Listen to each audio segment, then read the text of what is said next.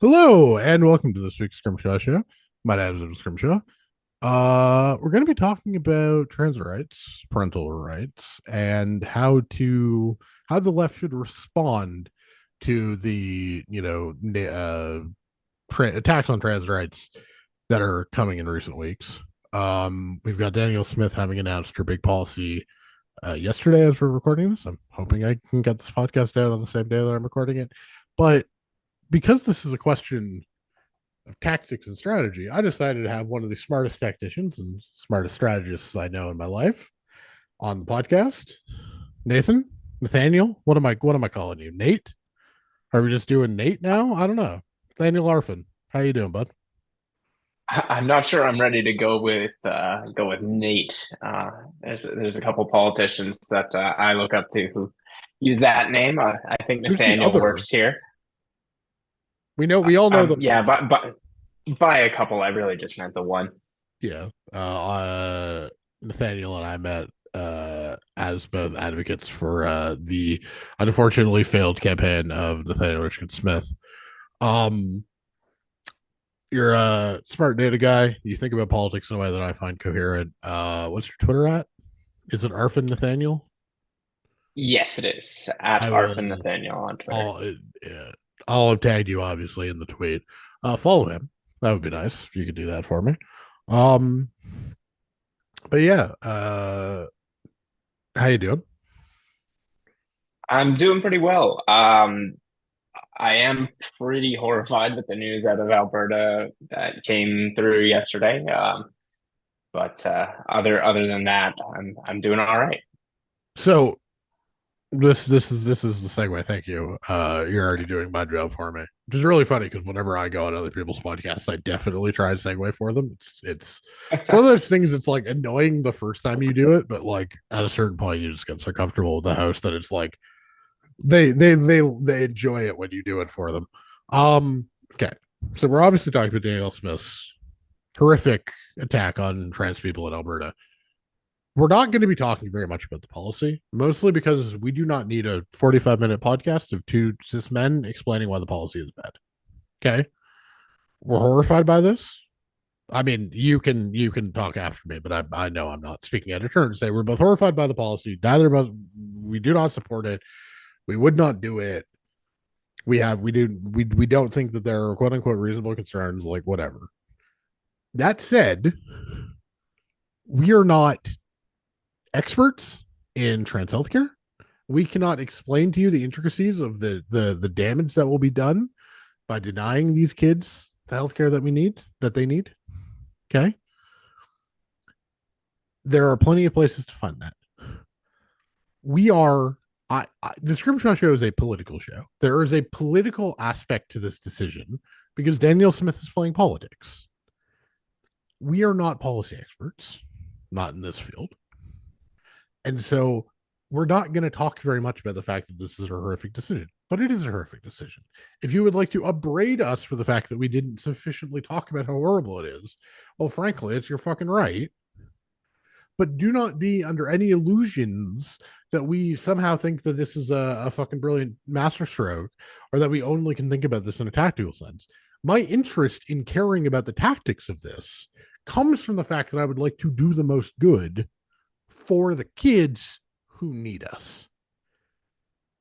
So if anybody comes at me and says I don't give a fuck about trans kids, no, I'm going to lose my goddamn mind at you.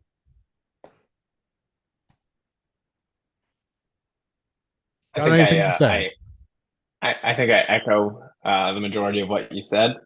Um, I am a cis man. I'm a straight man. I really don't have much of a leg to stand on as any type of expert on friends' healthcare or policy. Um, I do know quite a bit about the education aspect of it. Just my wife is a teacher, and I am an advocate for public education. So I do know a bit on that side of it, but I'm not going to pretend that I have any leg to stand on going into the intricacies of this policy or its impact on trans health in Alberta. Okay. with these disclaimers at this point, frankly, if you want to be this obtuse and misread what we're saying, that's your right. But frankly, I think we've disclaimed this well enough. Danielle Smith is announcing this what the week after we finally got an announcement that Rachel Notley is retiring at the beginning of an Alberta NDP leadership race that is going to be almost entirely defined by the NDP's great pragmatist, like the great divide on pragmatism that is in the Alberta NDP. You have an energy crisis that hit Alberta 2 weeks ago that they're trying to distract from. You've got a water crisis in Alberta right now that Danielle Smith's trying to do. And I'm bringing all of these things up to make the point that this is a political decision. Danielle Smith is not doing this because she genuinely gives a fuck about trans kids. She's doing this as a political distraction. And there is some virtue in pointing this fact out because people generally do not like to be misled, right? They do not like a sort of squirrel with a laser pointer approach to politics, which is trying to divert attention elsewhere. And generally speaking, governments that are focused on non-material issues do not succeed. See Justin Trudeau doing this, like Pierre Poilievre is actually just Donald Trump politics when his government is burning over fucking housing costs. So here's my question. What would be your, if you were anointed dictator of the Alberta NDP tomorrow, what's your first move?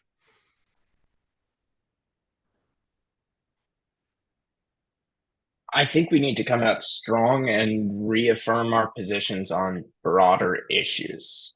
Of course, we need to come out denouncing this terrible piece of policy, but we need to point at the broader failures uh, of the UCP of Danielle Smith. This piece of legislation it's really, really difficult to argue with, and it's almost like you're better off letting the court strike this down because it's an illegal piece of legislation. Um, if I'm the leader of the NDP tomorrow, I'm reminding everyone about the electricity crisis from a week ago and saying this is what Danielle Smith wants us to forget about. This is what the government wants us to forget about. Remember, the government is failing us at every step, at the critical steps along the way. And they're failing us by trying to distract us with divisive, hateful legislation. So I agree that the focus should be on the things that she is failing, which honestly, the fact that Merritt Styles managed to avoid basically any on the record quote when Doug Ford was, um, or I guess Stephen Lecce was floating this earlier in 2023, I think was a big success. But can you denounce this? Is that the right move? Like, unfortunately, these are now we don't have any good polling on the sort of trans healthcare stuff, and that's such a reductive way of doing it. But the bans on people making their own medical decision, which frankly is just the language of what they're doing. We're talking about this in parental rights. The ban on trans healthcare does not just apply to unaccompanied children, for lack of a better way of putting it. Even if the parents consent, you still can't do it. But there's the like education stuff, which we know from national polling is very popular, right? There's big overwhelming majorities across the country for parental consent, for pronoun changes, for parental notification. Parental notification is even more popular than parental consent. Like, this is like my policy, which is basically fuck parental rights, is very not popular. I fully understand it and fully accept that fact. We don't have any sense of what the trans healthcare stuff would pull at. I do think it's worth separating them, but can the NDP really denounce the education related stuff? Like, can they when it's such a deeply unpopular stance of the electorate? This is where I think that the UCP gave the NDP an opening um, by putting these two issues together that are really not the same. Parental rights is a conversation that can be had. Um, Again, I agree with you. I wouldn't use the same words, but parents, you don't have rights. You have obligations to your children. You have responsibilities for your children. You don't have rights around your children. But that's a different discussion. Whether or not trans people exist is not up for debate. And the NDP have an opportunity, they have an opening because the UCP are, for some reason, trying to make the existence of trans people into some kind of conversation. So they've made it easy for the NDP to come out in denunciation of the bill on the whole. But again, isn't that opportunity an opportunity for the NDP to look like the adults in the room, and basically try to have both ways, which is attack the overbearing, pernicious attacks on trans healthcare while sort of basically trying to do what the liberals did with the anti-terror law in 2014, which is attempt to work with the government to show their seriousness. I mean, you can make the argument, and I don't know how much I believe the argument, but you can make the argument that if Trudeau doesn't vote for the terror legislation, he doesn't win that election. Like the moment in the Monk debate, like everyone talks about the bilingual but the bilingualism moment and the my father understood that by the bilingualism means saying the same thing in English as he did in French. Thing to will care. But like the actual most interesting moment of that debate, and the moment, and I remember watching it with my mother, and she was definitely not a fan of Trudeau's at the time. The moment where it clicked for her was when Harper came back into that debate because it was the 7 minute head to head, and Harper comes back in and he refers to Trudeau's defense of the bill, and he goes, my NDP opponent or Mr. Mulcair or whatever he says, you know, is saying things about this bill, which was ably defended by the liberal leader. Harper literally like applauds, congratulates, whatever Trudeau for ably defending the terror law. And that was the moment where a lot of people went, holy shit, is Trudeau like serious? Is he actually up for the job? And when the NDP's problem is that people are kind of worried that they're going to be like lefty loons if they get back into office, isn't this an opportunity to sort of split the baby, show you're serious, don't oppose the education stuff full sail, but try and focus on, you know, on sort of expanding protection for, like the critical cases?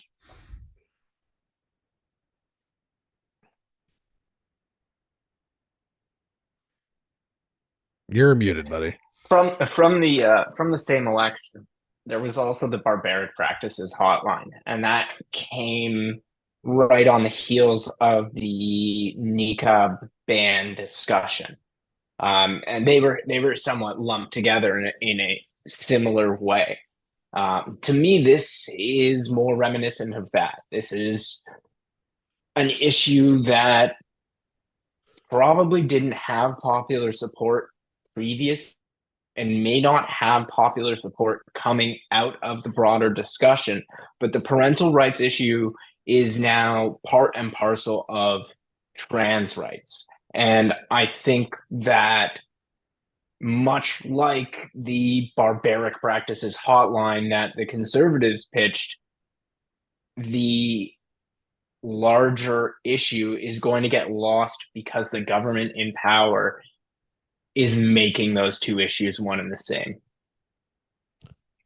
But isn't but immigration's a more popular but fundamentally immigration is a more popular stance than supporting trans kids, isn't it? Or it certainly was in 2015. But I don't know that it was, and that's actually a fair point. But Yeah. that but the thing is whether or not, like whatever the actual effects of the barbaric cultural practices tip line would have been, like that got immediately, like everyone just read it as, oh, so we're just gonna stitch on brown people.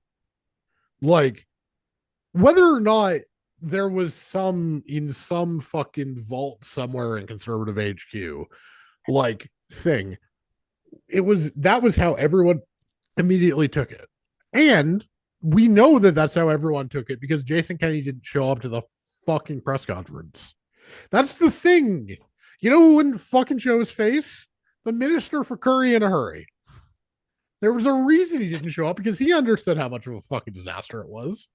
And this is the thing. Like that was for some reason, like that was the conservatives stepping on like an open, like was taking a knife to all of the work that Kenny had done to fix the wound that was conservative support with ethnic minorities. This is a much more like salient political ground for them. Now, I do agree that they're combining a thing that's definitely popular with a more riskier proposition. But can't you also make the case that this is how you should pass the riskier proposition by attaching it to a thing that has substantial majority support?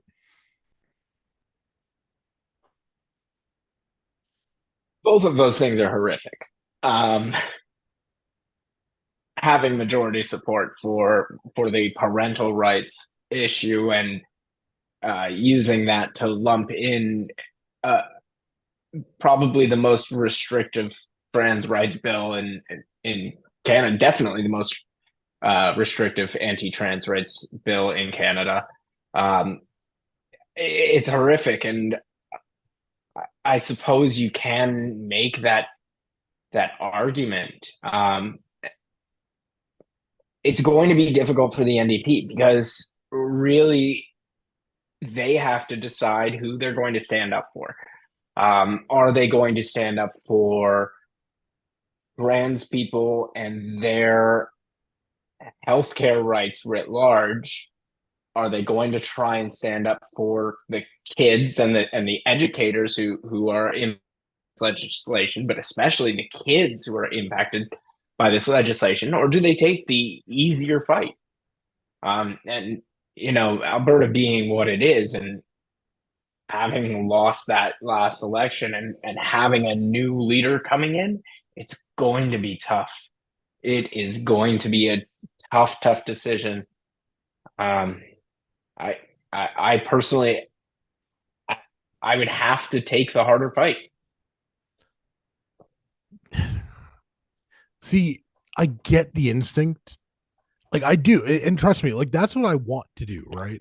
That's what I want to say is the correct decision: is take the harder fight, try and move public opinion. And if this were a 40-60 issue, I'd say sure. This is like an 80-20 issue. The public are not on our sides on this. And I feel like a lot of the progressive commentary about what to do and how to fight ignores that very basic fact. It's not we do not, unlike an attack on gay rights or an attack on abortion rights or whatever, we don't have the majority on side for this. And that takes a different strategic tact. It is also just really fucking annoying that Rachel Notley ran a shitty campaign, right? Like, can we just, I guess we just have to take a minute. Like, this is why elections matter. This is why your vote matters. This is why running good campaigns matter. This is why listening to me when I have meltdowns in public repeatedly on my Substack for 18 fucking months matters. Do you know what would happen every single time I would write about Alberta politics? I would get like 4 or 5 DMs and 4 or 5 tweets being like, thank you for articulating the thing I have been telling the Alberta NDP for months now. Hopefully they listen to you because they're not listening to me. I don't feel that bad about saying this because it is fairly long, but like Max Fawcett would occasionally reach out to me after I wrote one of these articles and just feel like, thank you for saying this. They are not going to listen to you though. because I've said the same goddamn thing, and they're not listening to me. They're not going to listen to you. And it's just like, Jesus Christ, you could have won. You could have won, and you could have stopped this, and now you're going to try and win this in the legislature, and you're going to win this with sanctimonious press releases, aren't you? Like, that's the problem, is that we're just going to do like a bunch of lefty. We're just gonna do a bunch of lefty virtue signaling bullshit, and we're all just gonna, and then Alberta's gonna do it, and the public are gonna be on side, and then fucking Anthony Koch is just gonna be really fucking sanctimonious on Twitter, isn't he? See, for me, it's difficult because this is objectively, Danielle Smith is the Jordan Peterson politician, right? She just had him out to speak last week. What they are proposing in this legislation is exactly what Jordan Peterson was talking about when he took up arms on this issue in the beginning. It's his concern about compelled speech. There's a conversation to be had about what is being required by this law.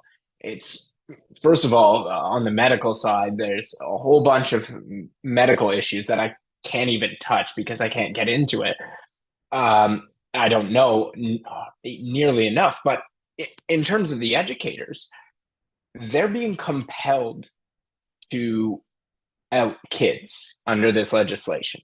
They're being required to perform a type of speech that's they're being required to hurt or put these kids in potential harm. And there's a discussion to be had there about what their rights are as educators and what their responsibilities to the kids are as educators as well. I mean, yes, and I think if the Alberta teachers are smart, I don't quite know what the I'm not going to pretend to know what the union structure in Alberta is. But if I were them, I would try and sue this and at least try and block it for as long as possible. And that's the thing. To be clear, just want to make this point. We're talking about political tactics. There's obviously a full hog everybody who has any form of standing sue the fucking pants off this government on this one. Please, God. If you can stop this in court, I will love you forever. But I just worry about the fact that there is not a guarantee. Like, yes, there are issues with the legislation, but there's no guarantee that anyone will care. Because the problem is that a lot of people who have voted for Justin Trudeau or have, supported left wing parties in the past look at this and go, this is not a. They fear something like this happening, and they fear their child hiding something from them, and they think that that is an unreasonable thing. And the problem is that way too many people think that the problem is that they wouldn't be told by the school, because let's be honest here, the actual problem is that, if this is actually a concern to you, that means that you fucked up as a parent, right?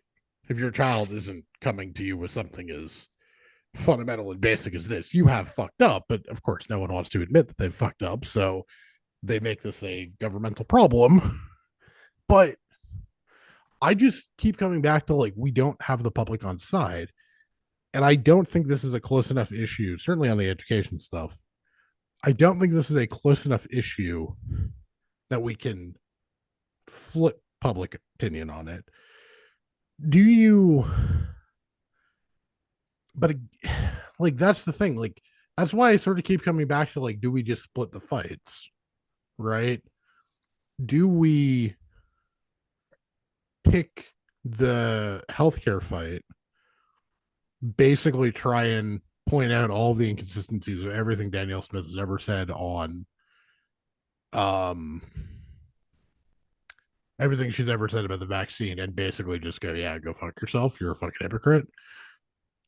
Do you think like a hypocrisy based argument like that, because we've already seen it, we're already seeing, oh, my body, my choice when it comes to vaccines, not when it comes to trans healthcare.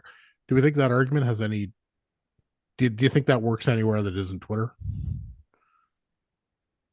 I don't think it works on Twitter. Oh, Not really. it's No, I don't. working on a segment of my timeline and it making me want to bash my head against the wall every time I see it. I really think that when people just point out hypocrisy, all they're trying to do is score points. They're not actually making a political argument. They're not having a discussion with constituents on the merits of their proposed policy or what they think the policy should be. Nobody is changing their mind about vaccines or trans rights because you point out the hypocrisy between the two. It's never going to work. Also, abortion.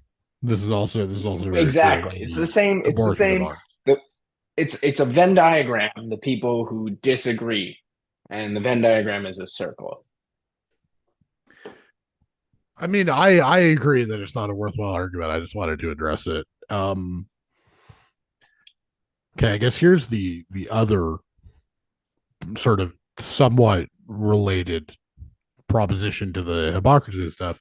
Can everyone who's like Danielle Smith, Danielle isn't her actual name. She decided to change her. Literally, shut the fuck up. Literally, everyone who's doing this, your jokes are. It's not funny as a joke. It's incredibly shitty. Like, it drives me crazy. It just minimizes the real issues that people are facing as a result of this legislation. Yes, Right. Danielle Smith changed her name. Did she get her teacher's permission? It's like, okay, but that's not the discussion we're having.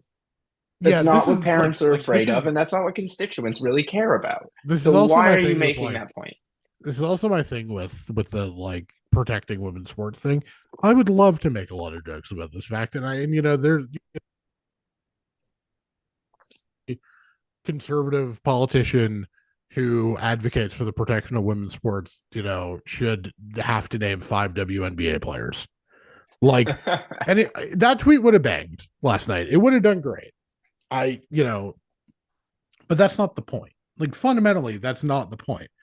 But also, Danielle Smith should now be obligated to put a W to pay for a WNBA team to go to Edmonton. At If you care least a about women's sport, PWHL. At least PWHL. oh yeah, they don't have a team in Edmonton there.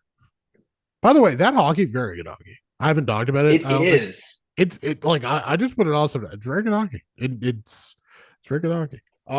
I've always been a fan of women's hockey. It's I'm one of so my. glad we have a path to like pro women's hockey being like an actually viable thing because It's fantastic. it was so dumb that everyone was fighting about this and it's just like guys, even Gary Bettman was knew what the obvious solution was. If you can get Gary fucking Bettman to agree, you know, Jesus, And I that mean, is the ultimate broken clock, right? Twice a day. Jesus Lord. So 3-2-1-0 point system. Like somebody finally figured it out. okay. Can I? This is a complete different. I like the loser point solely because it leads to stupidity, and I kind of like stupidity in my sports leagues. I kind of like dumb variants, but I get it. I get through to one is so much better. Do you really think we just got to fight this one on the beaches? Like, you just think that there is no real way to negotiate with someone as extreme as her? What do you negotiate? What are you willing to put on the line in that negotiation? So the problem is that like I wrote about this with when Lecce gave his trial balloon press conference in August, right? And my argument then was that the Ontario left should attempt to meet him halfway. Should say, as a broad set of general principles, we are not going to find this too odious, but we will demand very strict, very rigorous protections for the edge cases where there's some form of legitimate harm from kids being outed, being their parents being told whatever. The But problem is, this but I want to make this point before you go on. Lecce was already talking about the language of general principles and obviously, children's safety. And let's just cards on the table. Stephen Lecce is what, 42? He is a generation closer to us.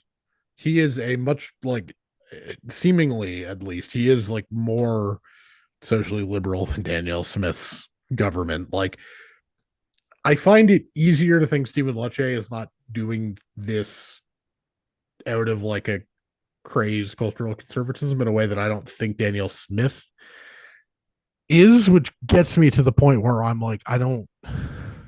With him, I think you could negotiate because I don't actually think what he would want or what he would accept is that far off a tolerable outcome. Is there I anything don't think that can be I negotiated think here? Is Stephen there Lecce wants to any win political points. I right? think he wants to do it because of the politics of it, not because he actually believes in the issue, not because he actually thinks that parents deserve more rights. I think it's legitimately just a politics thing. And And that's and pretty frankly, disgusting. it's not good politics to have a trans kid kill themselves because No, they got outed no, to an that's abusive family. Again, I feel like Lecce can be reasoned with. I don't know that this government can be reasoned with, which is what makes it so fucking complicated. Because again, it seems very likely that what they're doing is trying to introduce the education stuff as a way to get the more controversial trans healthcare stuff through. Because there's a reason they keep talking about parental rights, even though half of what they're doing is actually taking a fucking baseball bat to the rights of children to do what they want with parental consent. Like all the trans this has healthcare stuff nothing is to do with. literally is honestly a bigger abrogation of parents' rights than whatever rights they are quote unquote gaining via the education stuff. And I think you kind of nailed it there. Is they have taken the education issue as a doorway to destroy trans rights and to bring in a more divisive style of politics that we're seeing elsewhere. Because this isn't what we saw in New Brunswick and it's not what we saw in Saskatchewan. This is completely different politics. It's at a whole nother level of hate and bigotry. Um, and maybe we have to fight and push back, but I why are we letting that Overton window shift? That's my problem with not attacking this head on at the core of it. It's fundamentally wrong. Why should we allow oh you push too far, so we're going to push back a little bit. It's all wrong. It's all wrong at its core. We can't allow a single piece of this legislation to go through because that will be harmful to children who are already more at risk than other kids. But is the Overton window shifting, or is this just the government legislating within the window, which is way more to the right than we have wanted to admit? I think there needs to be more education about what parental rights actually entails, about what teachers are doing as professionals to keep parents and families informed. That's the other big part of this that gets missed in the conversation is that your kids' teachers, they're not hiding stuff from you. They don't want to hide stuff from you. Your kids' teachers want to tell you everything that's going on in your kid's life. They want you involved. I promise. They want you involved in your kid's education. They don't hide stuff from you. If a kid comes out to a teacher and says, please don't tell my parents, there is a reason for that. And compelling the teacher to tell the parent is so messed up. It breaks so many relationships along the way. And it's just fundamentally, I can't agree with any policy that puts teachers at that kind of risk as well. Yeah, that's definitely yeah, there definitely is a reason that you're telling a teacher and not.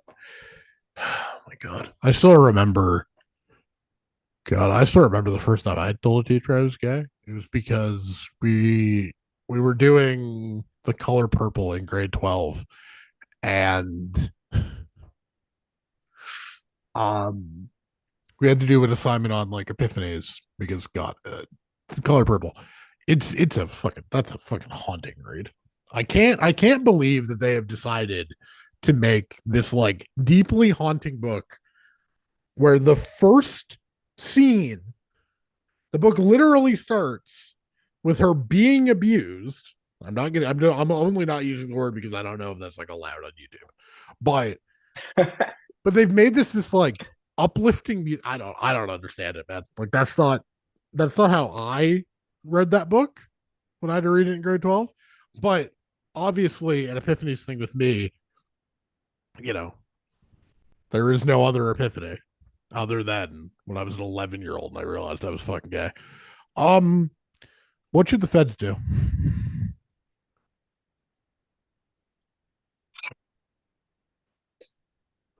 It's now at the point where they have to do something about the notwithstanding clause. Um, they're they've been pushed way too far, and Lametti coming out and saying, "Oh, they shouldn't be able to use it preemptively." It's like, what is it? It doesn't matter if it's used preemptively or not. If a government's going to use it, they're going to use it, and they're doing so with a specific intent, and that intent is to restrict the rights of their citizens. I, there's no reason for this law to exist. Also, buddy, you were literally justice minister for 4 years. Yeah, exactly. Couldn't have fucking You could given have his done opinion something when there. you had a fucking right to do something about it. Nothing I hate more than the politician who finds the courage of their convictions as they fucking leave. Fucking, I've never liked Lametti. I don't understand why people pretend he was a good AG. Appoint some fucking judges who I don't even appoint some fucking judges. Okay, maybe that would be a good fucking strategy. Sorry, I have Do your basic job. Yeah, yeah, that'd do be cool. yes, do your fucking job. Can we just make Sean Fraser? Can we just like clone Sean Fraser? We would get like I, judges on the bench finally. You know, I was thinking that Sean Fraser, he can't ever be liberal leader because he just has to be the fireman that you put in the ministries that need desperate attention. well, also, okay, this is the actual reason why everyone should be okay with the carbon tax carve out for home heating. Sean Fraser is like definitely a risk of losing in the next election, and Really? You he's think in Peter so? McKay's old seat. Oh yeah, Like Central that is Nova, it's true. not a particularly urban.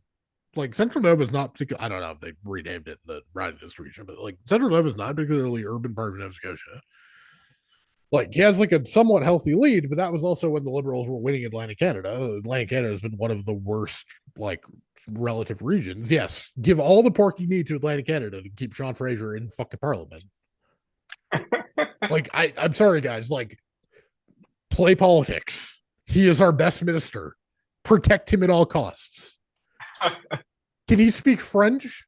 Move sandbag him to Lametti's seat.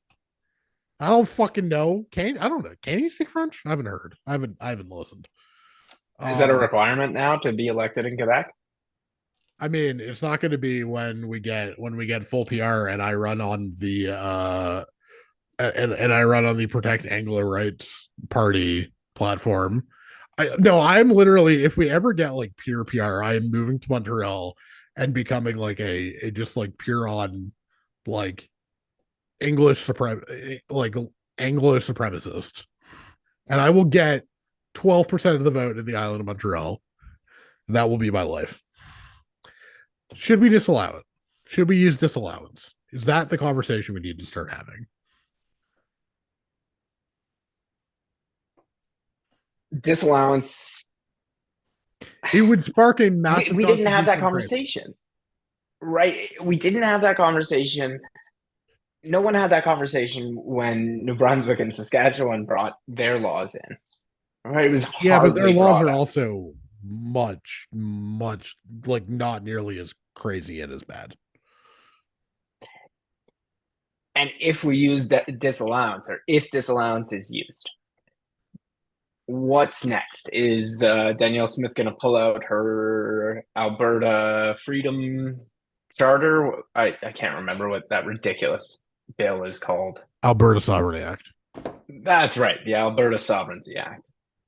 I mean, And yes. then we start having that fight. So the feds are really in a no-win situation here if they make a move.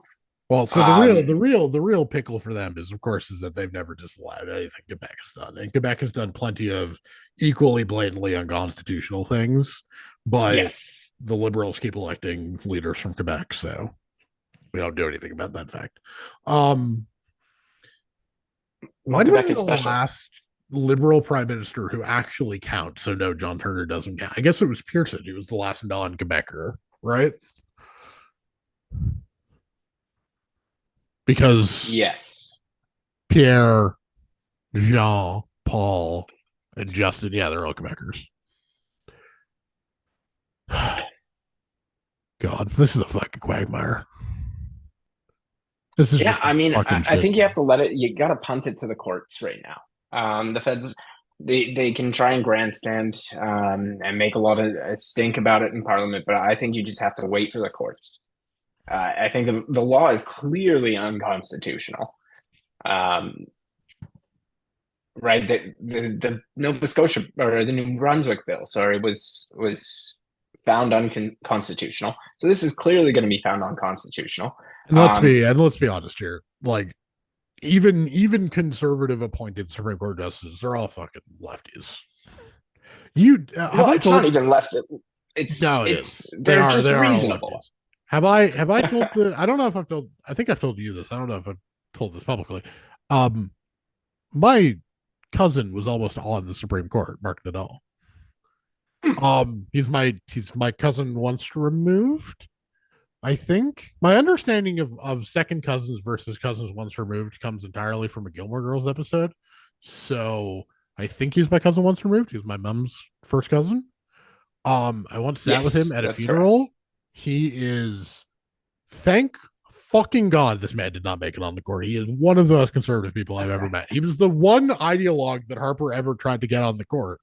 And a stupid fucking technicality of law didn't get him on there. But um like I just don't understand how anyone can look at this current makeup of the court and their current decisions and be like, "Yep, this is gonna be a court that's definitely gonna let a mass attack on trans rights go." Which gets us to disallowance versus the notwithstanding clause, because obviously she's just gonna notwithstanding clause this. Yeah. Um. How sad would you be if Yeah. Alberta actually attempted? Like, do you would you give a fuck if there was an Alberta separatist movement, like a serious, credible one? Okay. I don't think you can say those two things in the same sentence.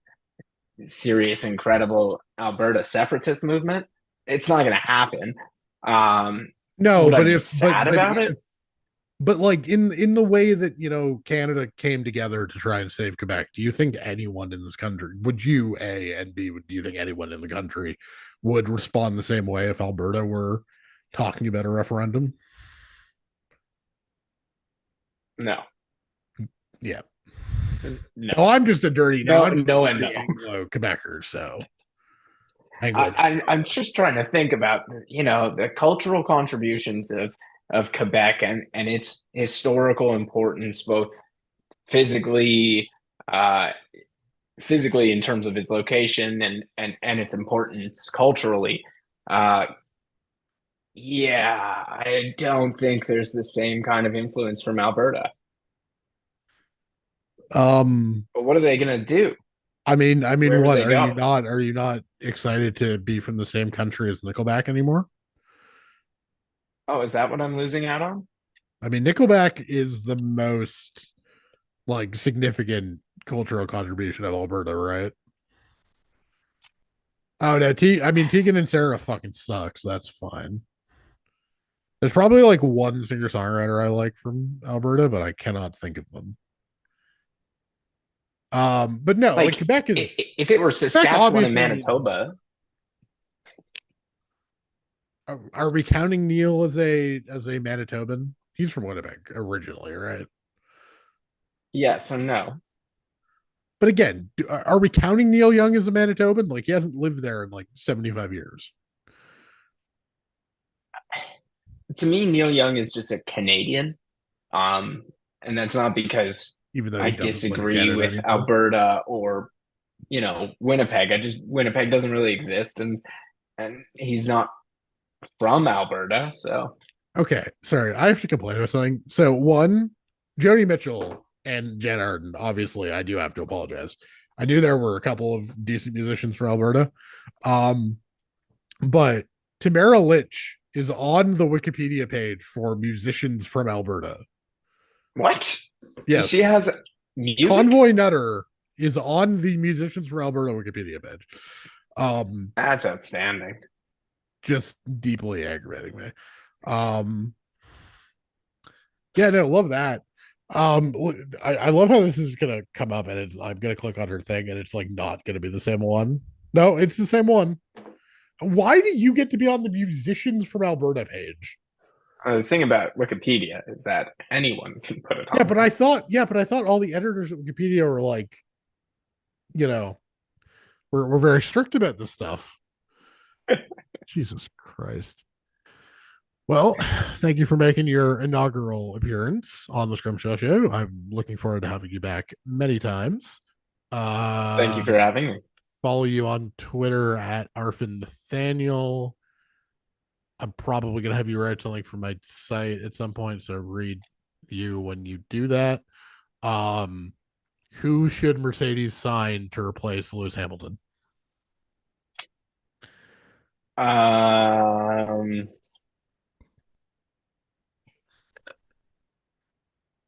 you're really putting me on the spot with my F1 F1 knowledge here. I'm really Uh, just asking you so I have an excuse to talk about this for 90 seconds when you're done. I am going to say how do No, you no, say what his they last should name? do. No, no, wrong, Nico. Bring back Nico Rosberg. I got it. I have Okay. the solution. Redemption for Nico Rosberg. Let's go. No, I selfishly wanted it to be Pierre Gasly, but that's because one, Pierre Gasly, hot as hell. And two, do you know Pierre Gasly's nickname? I do not. Tripod. So, you know, I'm a fan. Um, thank you so much for popping on the show. Follow me on Twitter at Scrimshaw. Follow the Scrimshaw Show on Twitter at Scrimshaw underscore show. Read my work at Substack, Scrimshaw Unscripted.substack.com. Read my NFL, NHL, NBA, and political betting work over at thelines.com. I'll have an NHL piece up hopefully today. And I think the NBA piece is going up tomorrow. I'll have Super Bowl content next week. This has been fun, except for the fact that, Danielle Smith is a fucking fascist, but okay. Trans rights are human rights. We still care about you, even if Alberta doesn't. All the love. Thanks for listening.